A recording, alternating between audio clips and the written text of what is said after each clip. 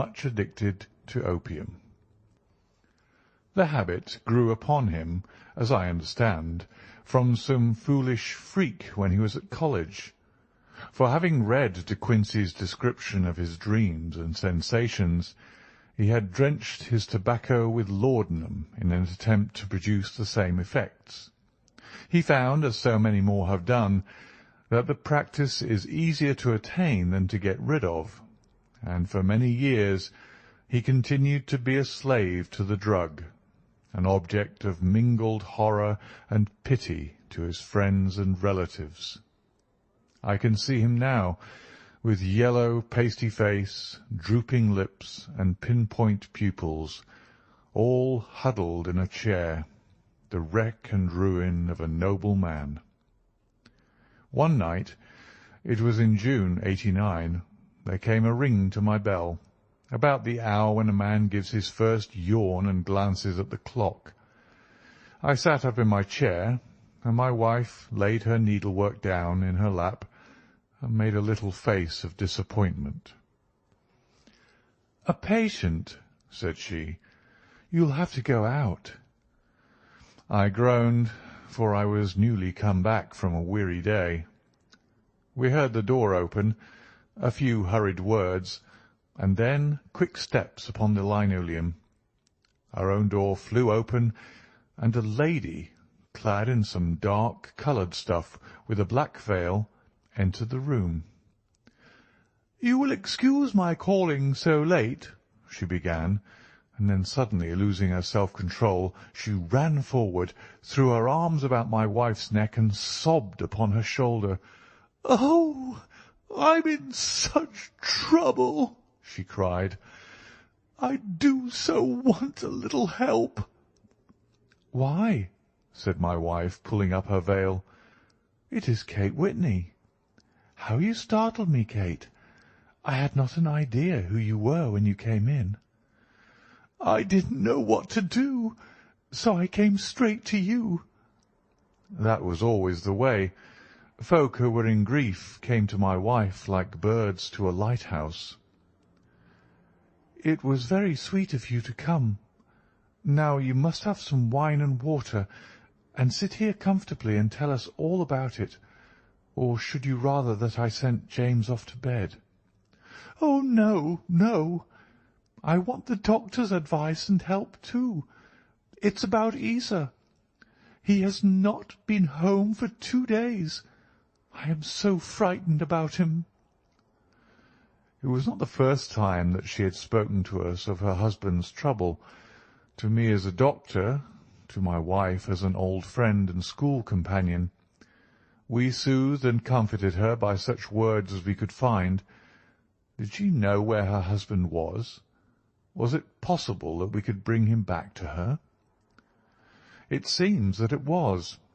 She had the surest information that of late he had, when the fit was on him, made use of an opium den in the farthest east of the city. Hitherto his orgies had always been confined to one day, and he had come back, twitching and shattered, in the evening. But now the spell had been upon him 48 hours, and he lay there, doubtless among the dregs of the docks, breathing in the poison or sleeping off the effects. There he was to be found, she was sure of it, at the Bar of Gold in Upper Swandam Lane. But what was she to do? How could she, a young and timid woman, make her way into such a place and pluck her husband out from among the ruffians who surrounded him? There was the case, and of course there was but one way out of it. Might I not escort her to this place? And then, as a second thought, why should she come at all? I was Isa Whitney's medical adviser, and as such I had influence over him. I could manage it better if I were alone. I promised her on my word that I would send him home in a cab within 2 hours, if he were indeed at the address which she had given me. And so in 10 minutes I had left my armchair and cheery sitting-room behind me, and was speeding eastward in a hansom on a strange errand, as it seemed to me at the time, though the future only could show how strange it was to be. But there was no great difficulty in the first stage of my adventure. Upper Swandam Lane is a vile alley lurking behind the high wharves which line the north side of the river to the east of London Bridge. Between the slop shop and the gin shop, approached by a steep flight of steps leading down to a black gap like the mouth of a cave, I found the den of which I was in search.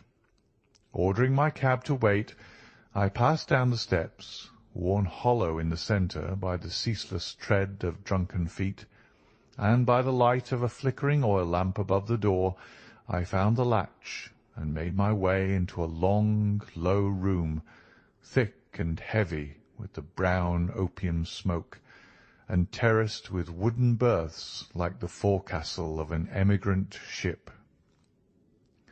Through the gloom one could dimly catch a glimpse of bodies lying in strange, fantastic poses, bowed shoulders, bent knees, heads thrown back, and chins pointing upward, with here and there a dark, lack-lustre eye turned upon the newcomer. Out of the black shadows there glimmered little red circles of light, now bright, now faint, as the burning poison waxed or waned in the bowls of the metal pipes.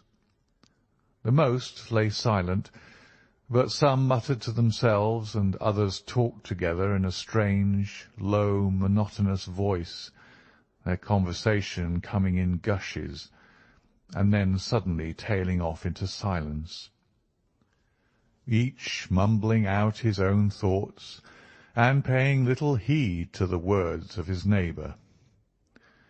At the farther end was a small brazier of burning charcoal, beside which, on a three-legged wooden stool, there sat a tall, thin old man, with his jaw resting upon his two fists and his elbows upon his knees, staring into the fire. As I entered, a sallow Malay attendant had hurried up with a pipe for me and a supply of the drug, beckoning me to an empty berth. "Thank you, I have not come to stay," said I. "There is a friend of mine here, Mr. Ezer Whitney, and I wish to speak with him."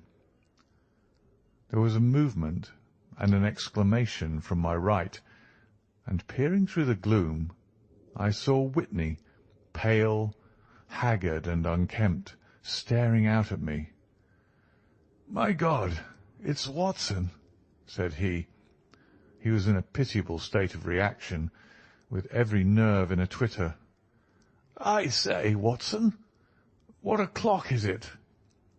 "Nearly 11. "Of what day?" "Of Friday, June 19th. "Good heavens! I thought it was Wednesday." "It is Wednesday. What do you want to frighten a chap for?" He sank his face onto his arms and began to sob in a high treble key. "I tell you that it is Friday, man. Your wife has been waiting this 2 days for you. You should be ashamed of yourself." "So I am. But you've got mixed, Watson, for I've only been here a few hours. 3 pipes, 4 pipes, I forgot how many.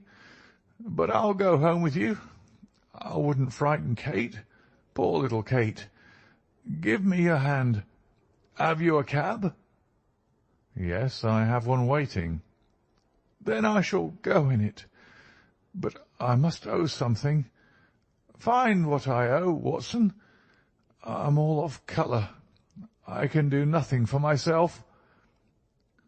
I walked down the narrow passage between the double row of sleepers, holding my breath to keep out the vile, stupefying fumes of the drug, and looking about for the manager.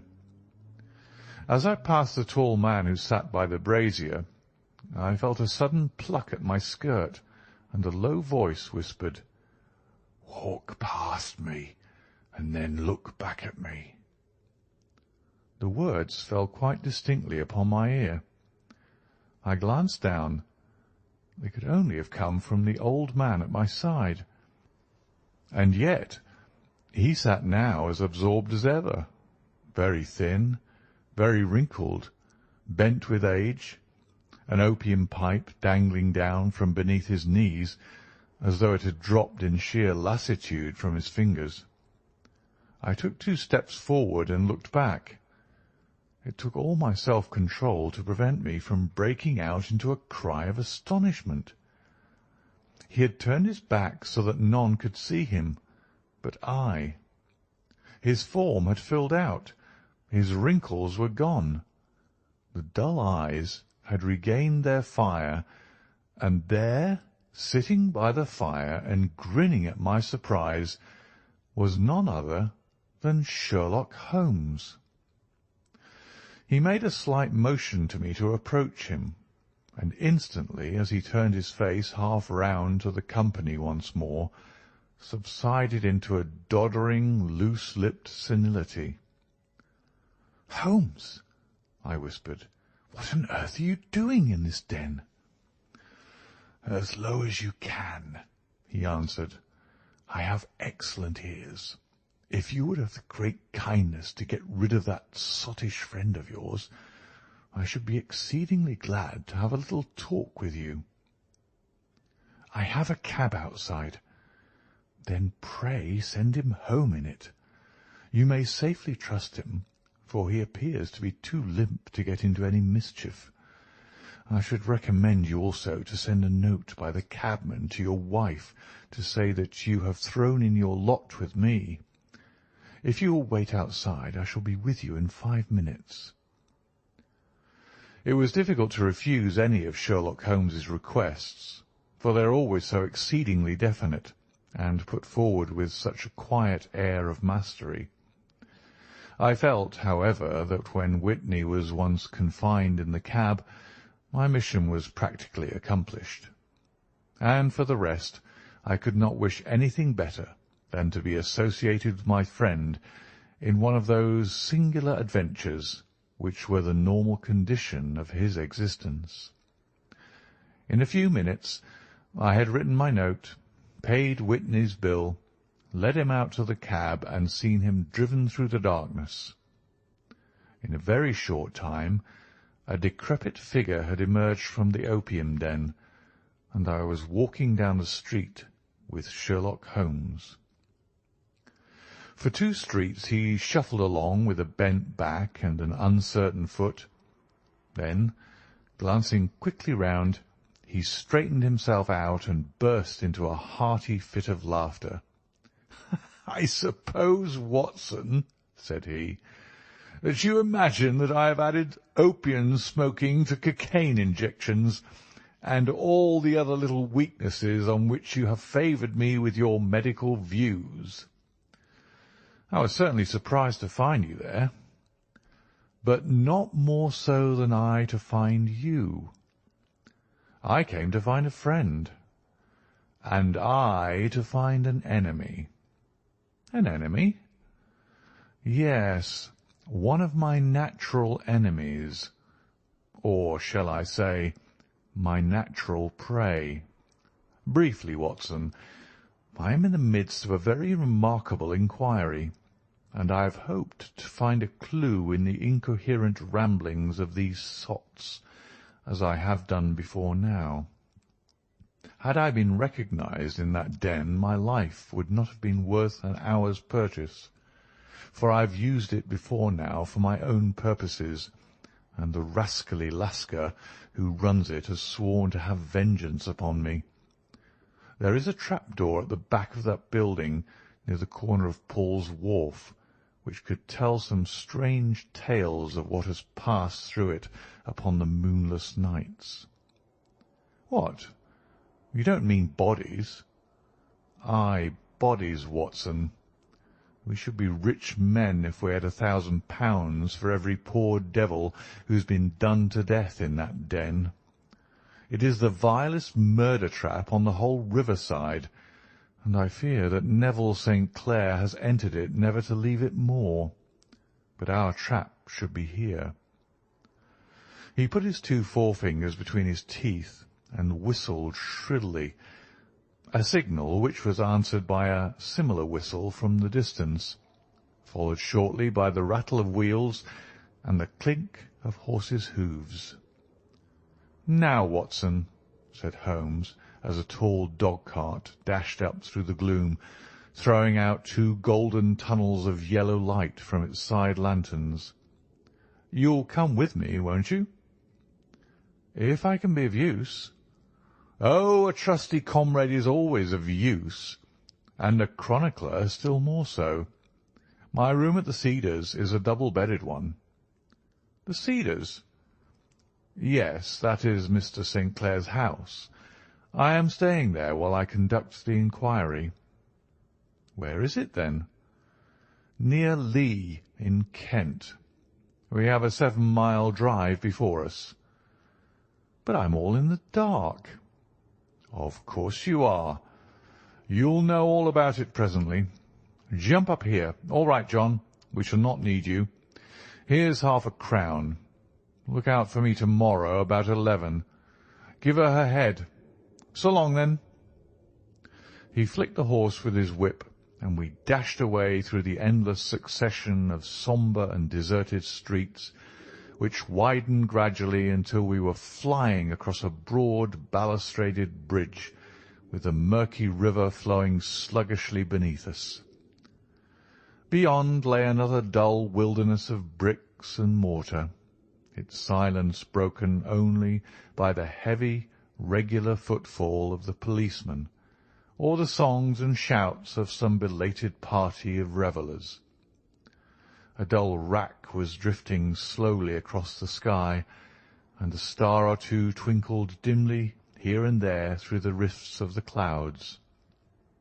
Holmes drove in silence, with his head sunk upon his breast, and the air of a man who is lost in thought, while I sat beside him, curious to learn what this new quest might be which seemed to tax his powers so sorely, and yet afraid to break in upon the current of his thoughts.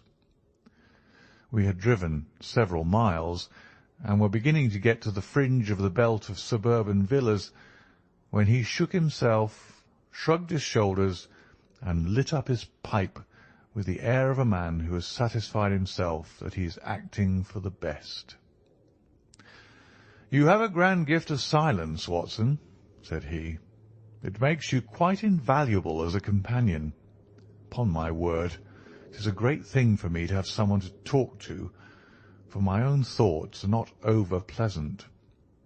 I was wondering what I should say to this dear little woman to-night when she meets me at the door." "You forget that I know nothing about it." "I shall just have time to tell you the facts of the case before we get to Lee. It seems absurdly simple, and yet somehow I can get nothing to go upon. There's plenty of thread, no doubt, but I can't get the end of it into my hand. Now, I'll state the case clearly and concisely to you, Watson, and maybe you can see a spark where all is dark to me." "Proceed, then." Some years ago, to be definite, in May, 1884, there came to Lee a gentleman, Neville St. Clair by name, who appeared to have plenty of money. He took a large villa, laid out the grounds very nicely, and lived generally in good style. By degrees he made friends in the neighbourhood, and in 1887 he married the daughter of a local brewer, by whom he now has 2 children. He has no occupation, but was interested in several companies, and went into town as a rule in the morning, returning by the 5:14 from Cannon Street every night. Mr. St. Clair is now 37 years of age, is a man of temperate habits, a good husband, a very affectionate father, and a man who is popular with all who know him. I may add that his whole debts at the present moment, as far as we have been able to ascertain, amount to £88 10 shillings, while he has £220 standing to his credit in the Capital and Counties Bank. There is no reason, therefore, to think that money troubles have been weighing upon his mind.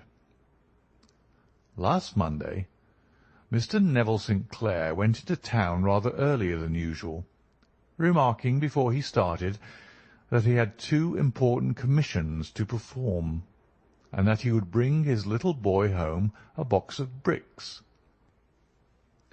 Now, by the merest chance, his wife received a telegram upon this same Monday, very shortly after his departure, to the effect that a small parcel of considerable value, which she had been expecting, was waiting for her at the offices of the Aberdeen Shipping Company. Now, if you are well up in your London, you will know that the office of the company is in Fresno Street, which branches out of Upper Swandam Lane, where you found me tonight. Mrs. St. Clair had her lunch, started for the city, did some shopping, proceeded to the company's office, got her packet, and found herself at exactly 4:35, walking through Swandam Lane on her way back to the station. Have you followed me so far?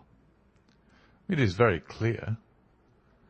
If you remember, Monday was an exceedingly hot day, and Mrs. St. Clair walked slowly, glancing about in the hope of seeing a cab, as she did not like the neighbourhood in which she found herself.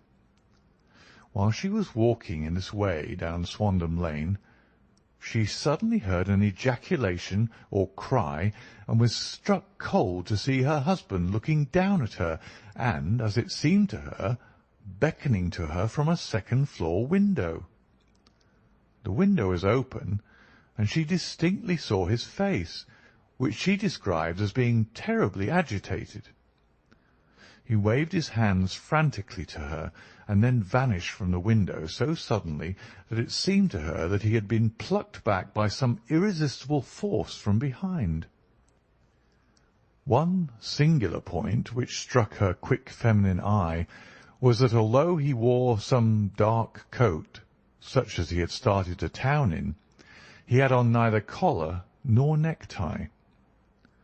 Convinced that something was amiss with him, she rushed down the steps, for the house was none other than the opium den in which you found me tonight, and running through the front room she attempted to ascend the stairs which led to the first floor.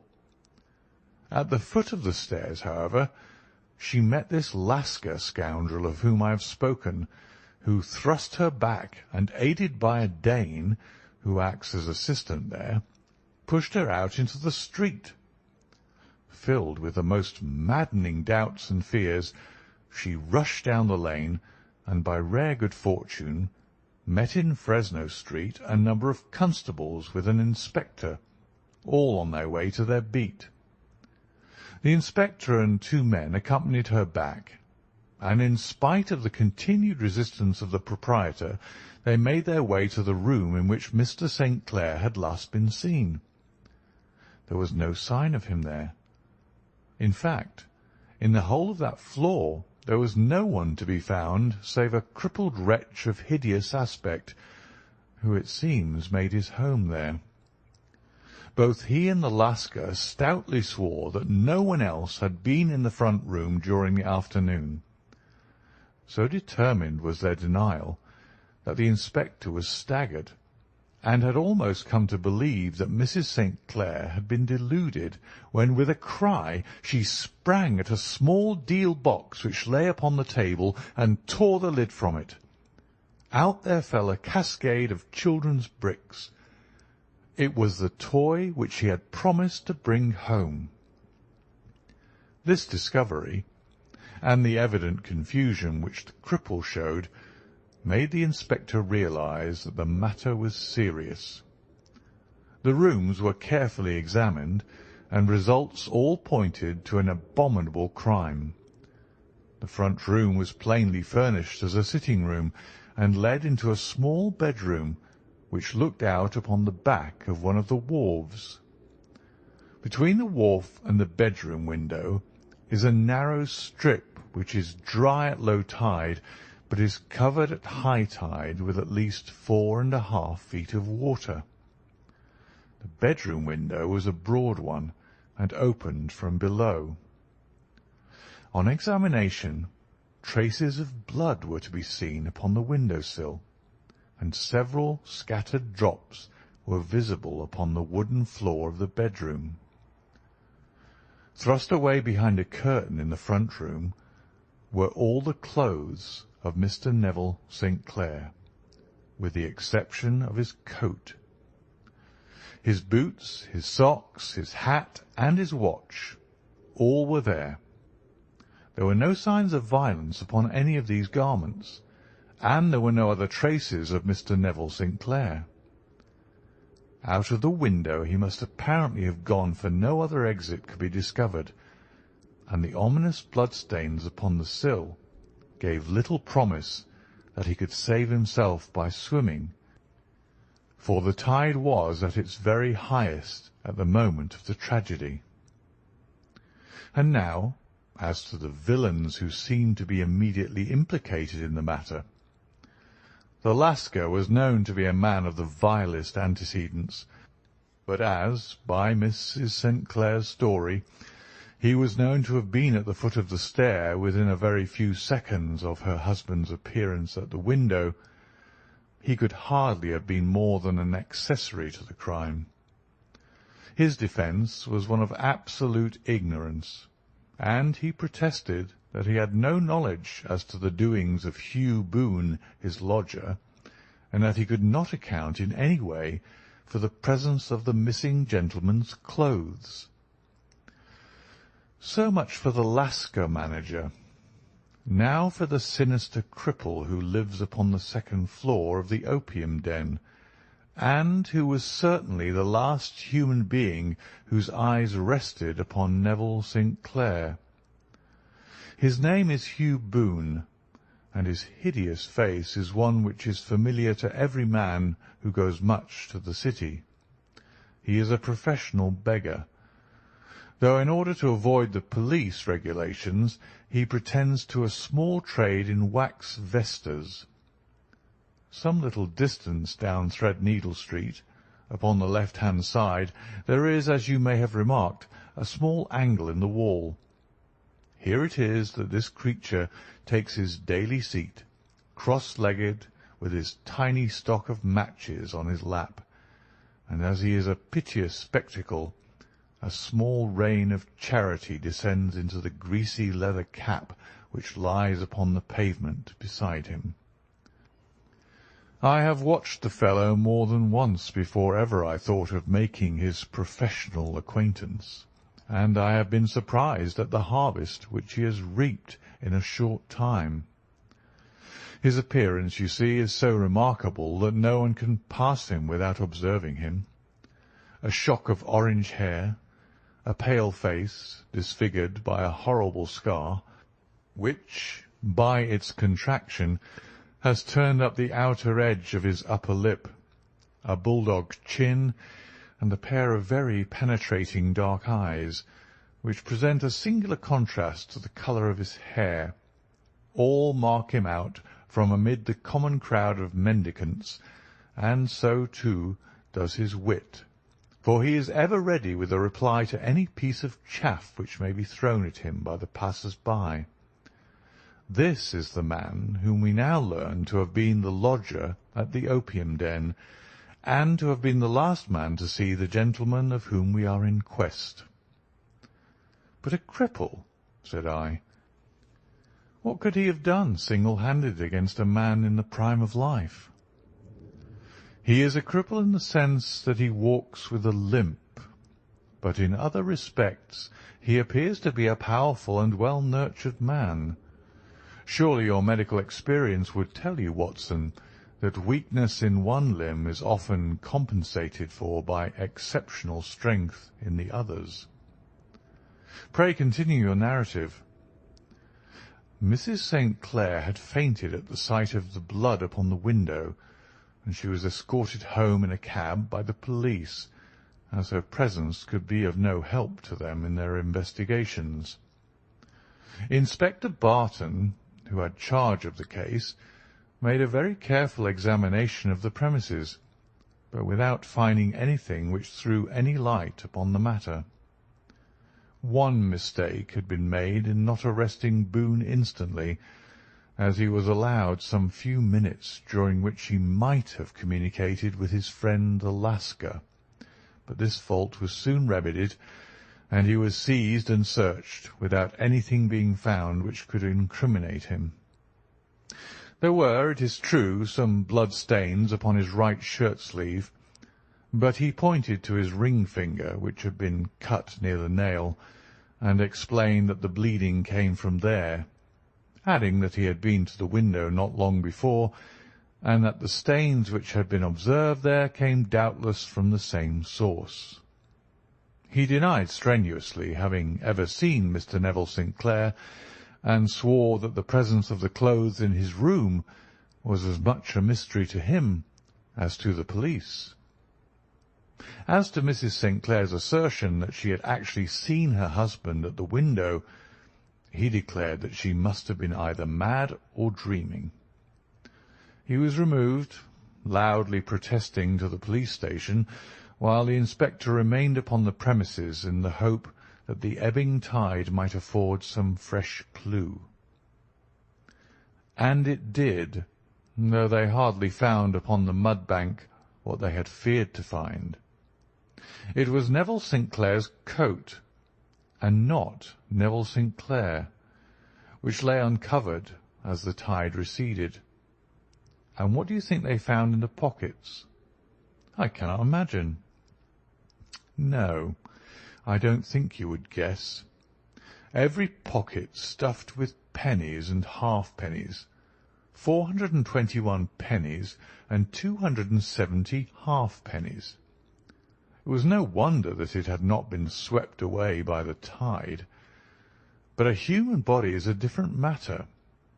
There is a fierce eddy between the wharf and the house. It seemed likely enough that the weighted coat had remained when the stripped body had been sucked away into the river. But I understand that all the other clothes were found in the room. Would the body be dressed in a coat alone? No, sir, but the facts might be met speciously enough. Suppose that this man Boone had thrust Neville St. Clair through the window. There is no human eye which could have seen the deed. What would he do then? It would, of course, instantly strike him that he must get rid of the telltale garments. He would seize the coat then, and be in the act of throwing it out, when it would occur to him that it would swim and not sink. He has little time, for he has heard the scuffle downstairs when the wife tried to force her way up, and perhaps he has already heard from his Lascar confederate that the police are hurrying up the street. There is not an instant to be lost. He rushes to some secret hoard where he has accumulated the fruits of his beggary, and he stuffs all the coins upon which he can lay his hands into the pockets to make sure of the coat's sinking. He throws it out, and would have done the same with the other garments, had not he heard the rush of steps below, and only just had time to close the window when the police appeared. It certainly sounds feasible. Well, we will take it as a working hypothesis for want of a better. Boone, as I have told you, was arrested and taken to the station, but it could not be shown that there had ever before been anything against him. He had for years been known as a professional beggar, but his life appeared to have been a very quiet and innocent one. There the matter stands at present, and the questions which have to be solved, what Neville St. Clair was doing in the opium den, what happened to him when there, where is he now, and what Hugh Boone had to do with his disappearance, are all as far from a solution as ever. I confess that I cannot recall any case within my experience which looked at the first glance so simple, and yet which presented such difficulties. While Sherlock Holmes had been detailing this singular series of events, we had been whirling through the outskirts of the great town until the last straggling houses had been left behind, and we rattled along with a country hedge upon either side of us. Just as he finished, however, we drove through two scattered villages, where a few lights still glimmered in the windows. "We are on the outskirts of Lee," said my companion. "We have touched on 3 English counties in our short drive, starting in Middlesex, passing over an angle of Surrey, and ending in Kent. See that light among the trees? That is the Cedars, and beside that lamp sits a woman whose anxious ears have already, I have little doubt, caught the clink of our horses' feet." "But why are you not conducting the case from Baker Street?" I asked. "Because there are many inquiries which must be made out here. Mrs. St. Clair has most kindly put 2 rooms at my disposal, and you may rest assured that she will have nothing but a welcome for my friend and colleague. I hate to meet her, Watson, when I have no news of her husband. Here we are. Whoa there! Whoa!" We had pulled up in front of a large villa which stood within its own grounds.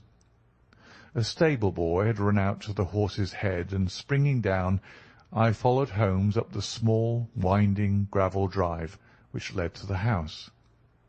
As we approached, the door flew open, and a little blonde woman stood in the opening, clad in some sort of light mousseline soie, with a touch of fluffy pink chiffon at her neck and wrists. She stood with her figure outlined against the flood of light, one hand upon the door, one half raised in her eagerness, her body slightly bent, her head and face protruded, with eager eyes and parted lips, a standing question.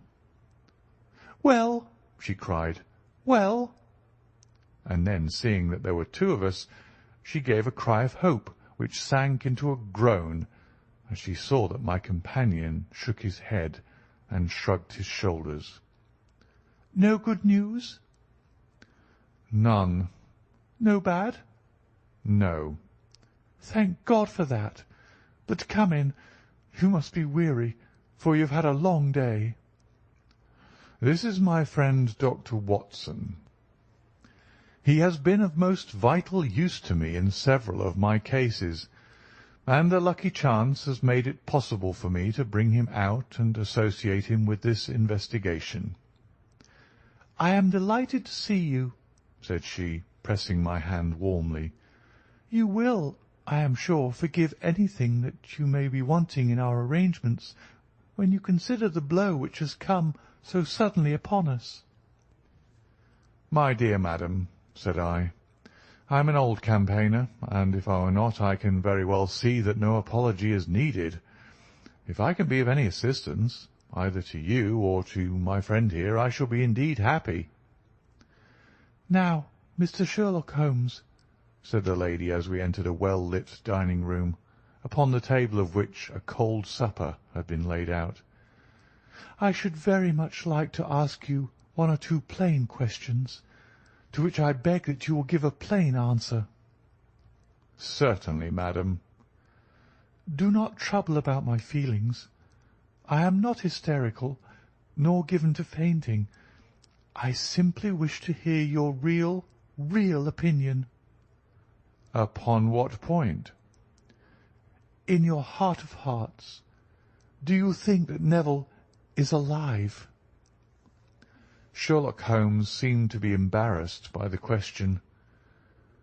"Frankly now," she repeated, standing upon the rug and looking keenly down at him as he leaned back in a basket chair. "Frankly, then, madam, I do not." "You think that he is dead?" "I do." "Murdered?" "I don't say that. Perhaps." "And on what day did he meet his death?" "On Monday." "Then perhaps, Mr. Holmes, you will be good enough to explain how it is that I have received a letter from him to-day." Sherlock Holmes sprang out of his chair as if he had been galvanized. "What?" he roared. "Yes, to-day." She stood smiling, holding up a little slip of paper in the air. "May I see it?" "Certainly." He snatched it from her in his eagerness, and smoothing it out upon the table, he drew over the lamp and examined it intently. I had left my chair and was gazing at it over his shoulder. The envelope was a very coarse one, and was stamped with the Gravesend postmark, and with the date of that very day, or rather of the day before, for it was considerably after midnight. "Coarse writing," murmured Holmes. "Surely this is not your husband's writing, madam?" "No, but the enclosure is." "I perceive also that whoever addressed the envelope had to go and inquire as to the address." "How can you tell that?" "The name, you see, is in perfectly black ink, which has dried itself. The rest is of the greyish colour, which shows that blotting paper had been used. If it had been written straight off and then blotted, none would be of a deep black shade.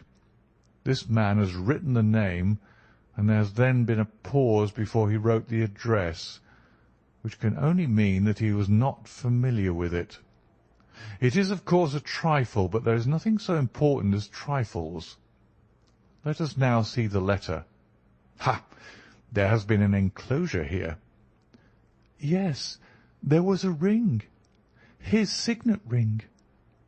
"And you are sure that this is your husband's hand?"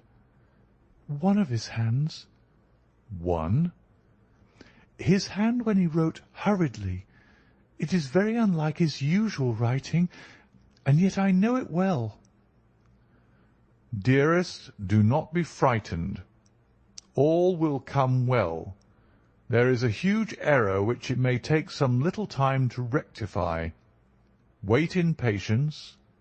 Neville." Written in pencil upon the fly-leaf of a book, octavo size, no watermark. Posted to-day in Gravesend by a man with a dirty thumb. Ha!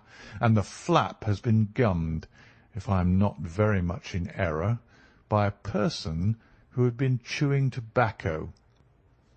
"And you have no doubt that it is your husband's hand, madam?" "None.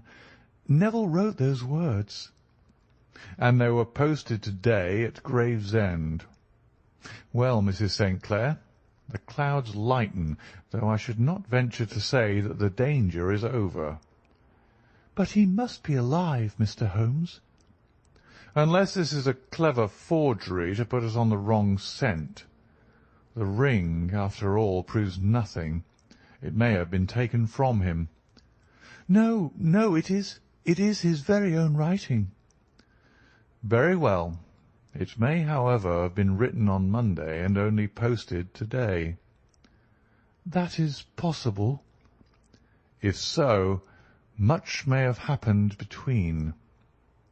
Oh, you must not discourage me, Mr. Holmes. I know that all is well with him. There is so keen a sympathy between us that I should know if evil came upon him. On the very day that I saw him last, he cut himself in the bedroom, and yet I in the dining-room rushed upstairs instantly with the utmost certainty that something had happened. Do you think that I would respond to such a trifle and yet be ignorant of his death? I have seen too much to know that the impression of a woman may be more valuable than the conclusion of an analytical reasoner. And in this letter you certainly have a very strong piece of evidence to corroborate your view. But if your husband is alive and able to write letters, why should he remain away from you? I cannot imagine. It is unthinkable. And on Monday he made no remarks before leaving you? No. And you were surprised to see him in Swandam Lane? Very much so. Was the window open? Yes. Then he might have called to you. He might. He only, as I understand, gave an inarticulate cry. Yes. A call for help, you thought? Yes, he waved his hands. But it might have been a cry of surprise.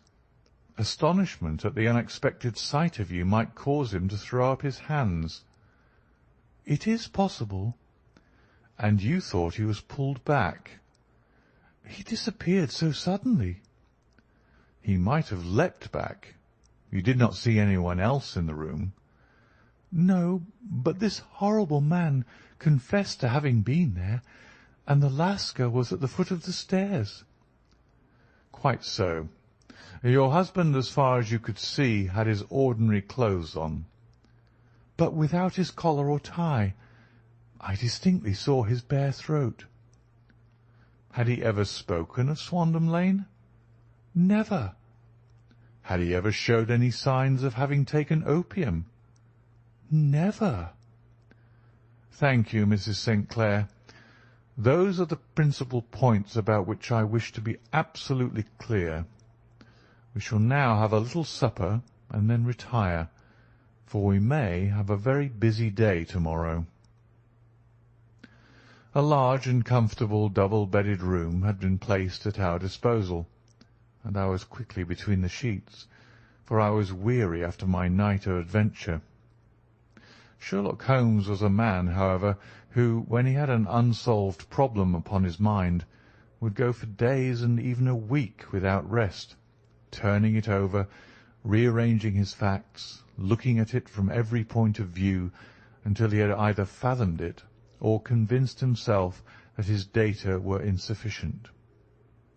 It was soon evident to me that he was now preparing for an all-night sitting.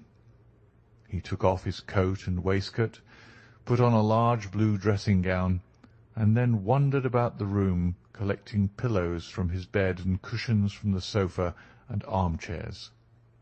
With these he constructed a sort of Eastern divan, upon which he perched himself cross-legged, with an ounce of shag tobacco and a box of matches laid out in front of him.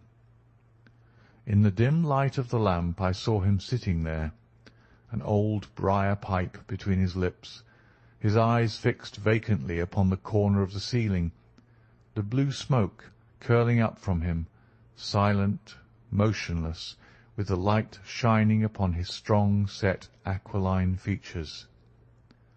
So he sat as I dropped off to sleep, and so he sat when a sudden ejaculation caused me to wake up, and I found the summer sun shining into the apartment.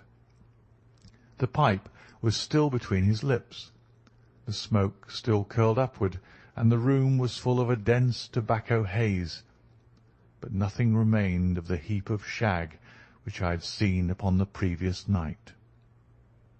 "Awake, Watson?" he asked. "Yes." "Game for a morning drive?" "Certainly." "Then dress.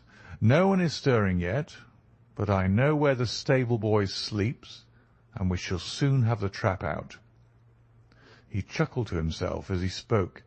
His eyes twinkled, and he seemed a different man to the sombre thinker of the previous night. As I dressed, I glanced at my watch. It was no wonder that no one was stirring. It was 25 minutes past 4. I had hardly finished when Holmes returned with the news that the boy was putting in the horse. "I want to test a little theory of mine," said he, pulling on his boots.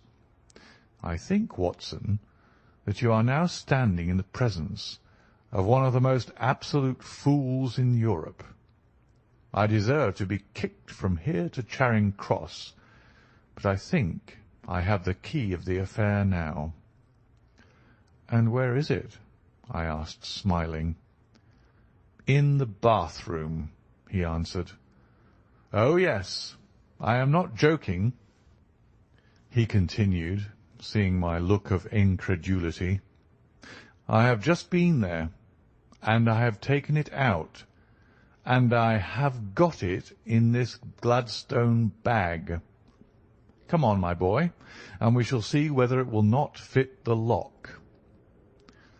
We made our way downstairs as quietly as possible and out into the bright morning sunshine. In the road stood our horse and trap, with the half-clad stable-boy waiting at the head. We both sprang in, and away we dashed down the London road. A few country carts were stirring, bearing in vegetables to the metropolis, but the lines of villas on either side were as silent and lifeless as some city in a dream. "It has been in some points a singular case," said Holmes, flicking the horse on into a gallop. "I confess that I have been as blind as a mole, but it is better to learn wisdom late than never to learn it at all." In town the earliest risers were just beginning to look sleepily from their windows as we drove through the streets of the Surrey side. Passing down the Waterloo Bridge Road, we crossed over the river, and dashing up Wellington Street, wheeled sharply to the right and found ourselves in Bow Street. Sherlock Holmes was well known to the force, and the two constables at the door saluted him. One of them held the horse's head, while the other led us in. "Who was on duty?" asked Holmes. "Inspector Bradstreet, sir." "Ah, Bradstreet. How are you?" A tall, stout official had come down the stone-flagged passage in a peaked cap and frogged jacket. "I wish to have a quiet word with you, Bradstreet." "Certainly, Mr. Holmes. Step into my room here."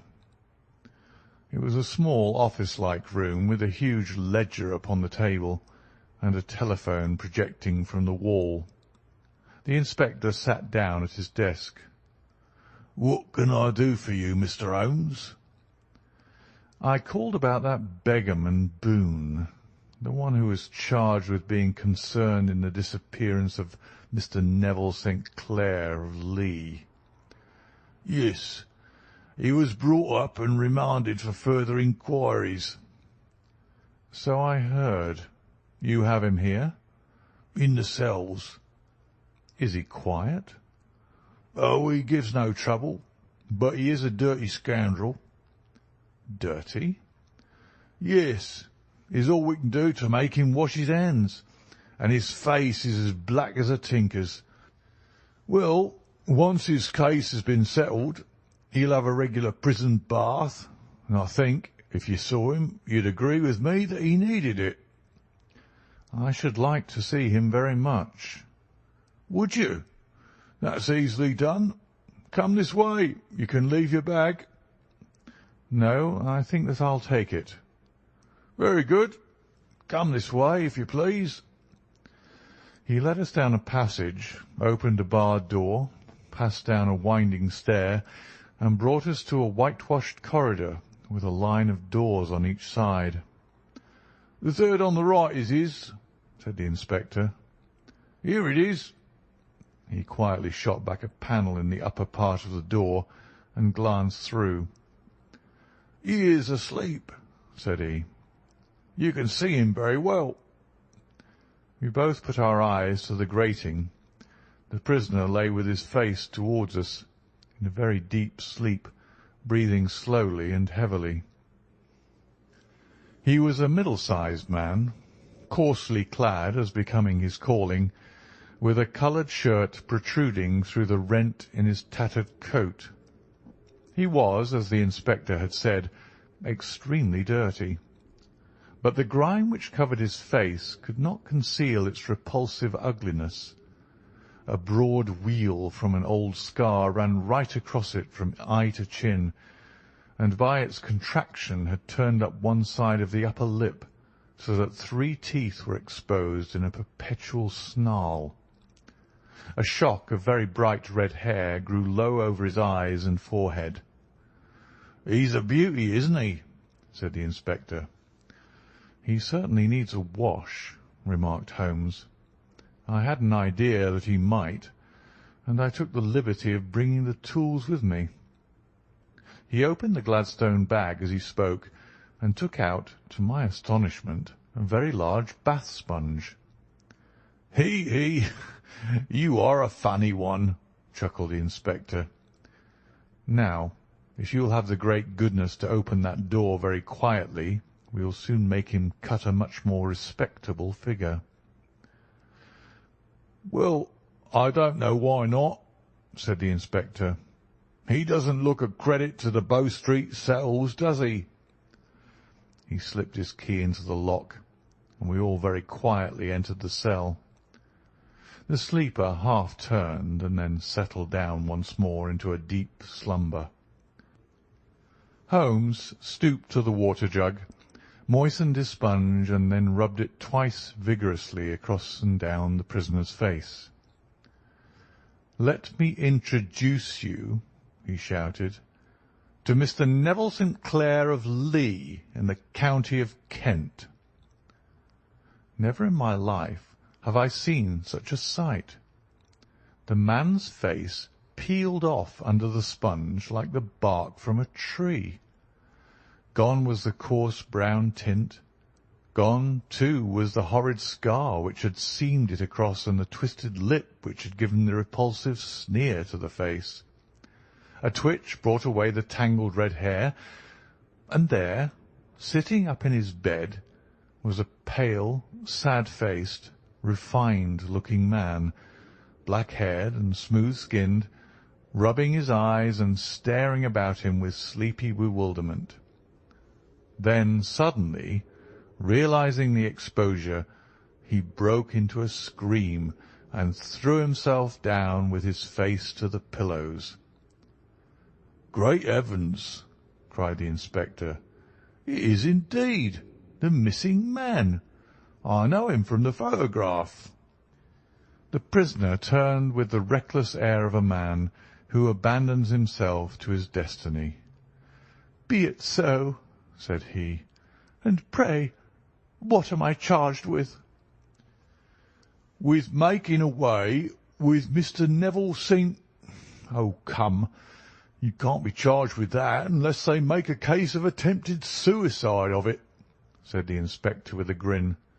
"Well, I've been 27 years in the force, but this really takes the cake."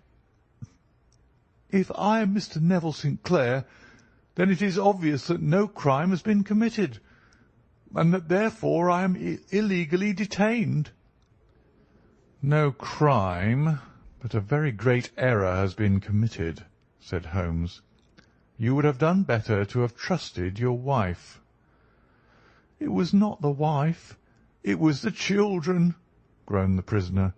"God help me! I would not have had them ashamed of their father. My God, what an exposure! What can I do?" Sherlock Holmes sat down beside him on the couch and patted him kindly on the shoulder. "If you leave it to a court of law to clear the matter up," said he, "of course you can hardly avoid publicity. On the other hand, if you convince the police authorities that there is no possible case against you, I do not know that there is any reason that the details should find their way into the papers. Inspector Bradstreet would, I am sure, make notes upon anything which you might tell us and submit it to the proper authorities. The case would then never go into court at all." "God bless you!" cried the prisoner passionately. "I would have endured imprisonment, aye, even execution, rather than have left my miserable secret as a family blot to my children. You are the first who have ever heard my story. My father was a schoolmaster in Chesterfield, where I received an excellent education. I travelled in my youth, took to the stage, and finally became a reporter on an evening paper in London. One day my editor wished to have a series of articles upon begging in the metropolis, and I volunteered to supply them. There was the point from which all my adventures started. It was only by trying begging as an amateur that I could get the facts upon which to base my articles. When an actor, I had of course learned all the secrets of making up and had been famous in the green room for my skill. I took advantage now of my attainments. I painted my face, and to make myself as pitiable as possible, I made a good scar and fixed one side of my lip in a twist by the aid of a small slip of flesh-coloured plaster. Then, with a red head of hair and an appropriate dress, I took my station in the business part of the city, ostensibly as a match-seller, but really as a beggar. For 7 hours I plied my trade, and when I returned home in the evening, I found to my surprise that I had received no less than 26 shillings and fourpence. I wrote my articles and thought little more of the matter, until some time later I backed a bill for a friend and had a writ served upon me for £25.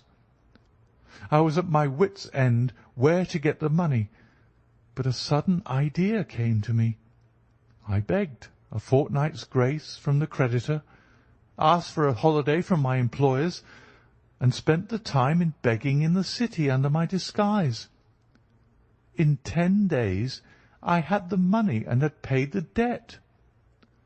Well, you can imagine how hard it was to settle down to arduous work at £2 a week, when I knew that I could earn as much in a day by smearing my face with a little paint, laying my cap on the ground, and sitting still. It was a long fight between my pride and the money, but the dollars won at last, and I threw up reporting and sat day after day in the corner which I had first chosen, inspiring pity by my ghastly face and filling my pockets with coppers. Only one man knew my secret. He was the keeper of a low den in which I used to lodge in Swandam Lane, where I could every morning emerge as a squalid beggar, and in the evenings transform myself into a well-dressed man about town. This fellow, a Lascar, was well paid by me for his rooms, so that I knew that my secret was safe in his possession. Well, very soon I found that I was saving considerable sums of money. I do not mean that any beggar in the streets of London could earn £700 a year, which is less than my average takings, but I had exceptional advantages in my power of making up, and also in a facility of repartee, which improved my practice and made me quite a recognized character in the city. All day a stream of pennies, varied by silver, poured in upon me, and it was a very bad day in which I failed to take £2. As I grew richer, I grew more ambitious, took a house in the country, and eventually married without anyone having a suspicion as to my real occupation. My dear wife knew that I had business in the city. She little knew what. Last Monday I had finished for the day and was dressing in my room above the opium den, when I looked out of my window and saw to my horror and astonishment that my wife was standing in the street with her eyes fixed full upon me. I gave a cry of surprise, threw up my arms to cover my face, and rushing to my confidant, the Lascar, entreated him to prevent anyone from coming up to me. I heard her voice downstairs, but I knew that she could not ascend. Swiftly I threw off my clothes, pulled on those of a beggar, and put on my pigments and wig. Even a wife's eyes could not pierce so complete a disguise. But then it occurred to me that there might be a search in the room, and that the clothes might betray me. I threw open the window, reopening by my violence a small cut which I had inflicted upon myself in the bedroom that morning. Then I seized my coat, which was weighted by the coppers which I had just transferred to it from the leather bag in which I carried my takings. I hurled it out of the window, and it disappeared into the Thames. the other clothes would have followed, but at that moment there was a rush of constables up the stair, and a few minutes after I confessed to my relief that instead of being identified as Mr. Neville St. Clair, I was arrested as his murderer. I do not know that there is anything else for me to explain. I was determined to preserve my disguise as long as possible, and hence my preference for a dirty face. Knowing that my wife would be terribly anxious, I slipped off my ring and confided it to the Lascar at a moment when no constable was watching me, together with a hurried scrawl telling her that she had no cause to fear. "That note only reached her yesterday," said Holmes. "Good God! What a week she must have spent!" "The police have watched this Lascar," said Inspector Broadstreet, "and I can quite understand that he might find it difficult to post a letter unobserved. Probably he handed it to some sailor customer of his who forgot all about it for some days." "That was it," said Holmes, nodding approvingly. "I have no doubt of it. But have you never been prosecuted for begging?" "Many times. But what was a fine to me?" "It must stop here, however," said Broadstreet. "If the police are to hush this thing up, there must be no more of Hugh Boone." "I have sworn it by the most solemn oaths which a man can take." "In that case, I think that it is probable that no further steps may be taken. But if you are found again, then all must come out. I am sure, Mr. Holmes, that we are very much indebted to you for having cleared the matter up. I wish I knew how you reached your results." "I reached this one," said my friend, "by sitting upon 5 pillows and consuming an ounce of shag. I think, Watson, that if we drive to Baker Street, we shall just be in time for breakfast." End of The Man with the Twisted Lip.